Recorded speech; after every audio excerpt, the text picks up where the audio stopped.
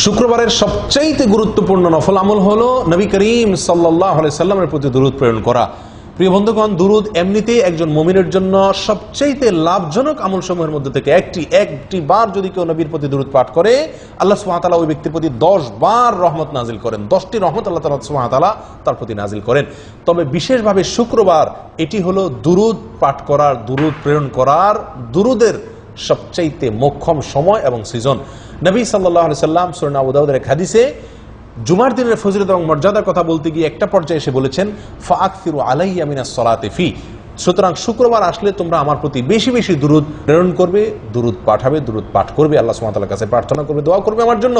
ফাইন্না সালাতাকুম মারুদাতুন আলাইয়া, কেননা তোমরা যে দুরূদ পাঠ করো এটা বৃথা যায় না, অযথা নয়, বরং এই দুরূদ ফেরেশতাগণ আমার সামনে উপস্থাপন করেন, কে পাঠ করেছে, কোত্থেকে পাঠ করেছে, আমার সামনে রিপোর্ট পেশ করা হয়। সুতরাং তোমরা শুক্রবারে বেশি বেশি, ওনার ভাষা হলো ফাআকসিরু, তোমরা অধিক পরিমাণে আমার জন্য দুরূদ, আমার প্রতি দুরূদ তোমরা প্রেরণ করো, পাঠ করো। সুনানে বাইহাকির বিশুদ্ধ সূত্র বর্ণিত আরেক হাদিসে নবী সাল্লাল্লাহু আলাইহি সাল্লাম শুক্রবার দিনে এবং শুক্রবার রাতে উভয় সময় আমাদেরকে অধিক পরিমাণে দুরূদ পাঠ করার কথা তিনি বলেছেন আকসিরু আস-সালাতা আলাইয়া ইয়াউমাল জুমআতি ওয়া লাইলাতাল জুমআহ, তোমরা জুমার দিনে এবং জুমার রাতে উভয় সময় আমার প্রতি বেশি বেশি তোমরা দুরূদ প্রেরণ করবে। জুমার রাত বলতে উদ্দেশ্য হলো বৃহস্পতিবার দিবাগত রাত, অর্থাৎ বৃহস্পতিবার সূর্য অস্ত যাওয়ার পর থেকে যে রাত শুরু হয় সেটি হলো শুক্রবার রাত। সেই রাতে এবং শুক্রবার দিনে এই উভয় সময়ে যার যত বেশি সংখ্যক সম্ভব বেশি বেশি দুরূদ পাঠ করা, এটা একজন মুমিনের জন্য অত্যন্ত লাভজনক আমল। এটি নবী সাল্লাল্লাহু আলাইহি সাল্লামের নির্দেশ। প্রিয় ভাইরা, জুমার দিনে দুরূদ পাঠ করা সম্পর্কে বহু হাদিস বর্ণিত হয়েছে।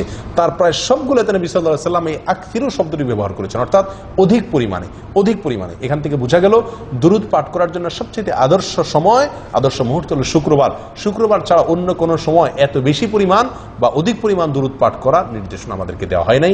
বিধায় আসুন শুক্রবার আসলে বেশি বেশি দুরূদ পাঠ করতে থাকি। নির্দিষ্ট কোনো দুরূদ নয়, দুরূদ ইব্রাহিম সালাতে যেটা পড়ি এটা পড়তে পারলে ভালো, না হলে শুধু সাল্লাল্লাহু আলাইহি ওয়াসাল্লাম পড়তে পারি, আল্লাহুম্মা সাল্লি আলা মুহাম্মদ ওয়া আলি মুহাম্মদ এটুকু পড়তে পারি, বা যে কোনো দুরূদ যেটার অর্থ মোটামুটি ভালো এটা আমরা পড়তে পারি। এবং এটা দিনে রাতে সব সময় অজু সহ, অজু ছাড়া সব অবস্থা আমরা পাঠ করতে পারি। বিশেষ একটি দুরূদ আসরের পরে 80 বার পাঠ করলে বিশেষ ফজিলতের কথা আমরা অনেকে জানি বা শুনছি। এটি সহিহ কোনো হাদিস দ্বারা বর্ণিত নয়, বরং এটি সম্পূর্ণ জাল। নবী সাল্লাল্লাহু আলাইহি সাল্লামের এটি হাদিস নয়, বরং আসরের পরে বলে কোনো কথা নয়। শুক্রবার দিনে রাতে উঠতে বসতে, চলতে ফিরতে, অজুতে, বিনা অজুতে, সর্বাবস্থা আমরা বেশি থেকে বেশি দুরূদ পাঠের আমল করা আজকে থেকে অভ্যাসটাকে চালু করে নেই, আমরাই লাভবান হব।